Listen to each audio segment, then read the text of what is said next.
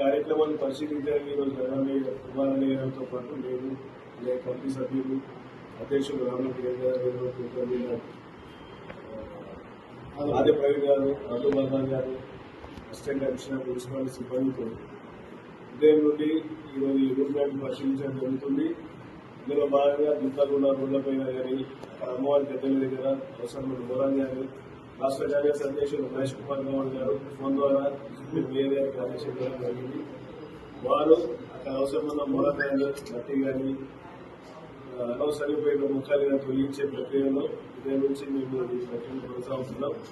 రేపు అత్యంత వైభవంగా జరిగే పండుగలో నిజామాబాద్ నగర ప్రజలందరూ పాల్గొని ఈ కార్యక్రమం విజయవంతం చేయాలని కోరుతున్నాము.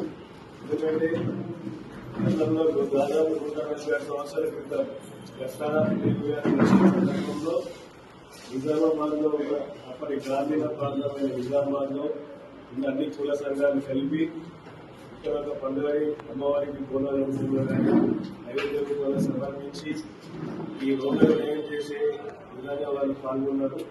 అదే ఆచారంగా కొనసాగుతూ నేటికి కొనసాగడం వాళ్ళందరం అదృష్టంగా భావించాలి. ఈ ఆషాఢ మాసం ప్రారంభమైన సందర్భంలో వాతావరణం చేంజ్ అవుతుంది కాబట్టి ప్రజలకు అంటువ్యాధులు సోకుతుంటాయి. అలాంటి వ్యాధుల్ని బారిన పడాలని బయటపడాలని ఈ గ్రామీణ టిఫలు అమ్మవారి ముక్కు తీసుకోవడం, గ్రామం కూడా వర్షాలతో శిక్షకుంది పంటలు పండాలనే నేపథ్యంలో ఇలాంటి కార్యక్రమం చేస్తుండడంతో ఇప్పటికి కొనసాగడం.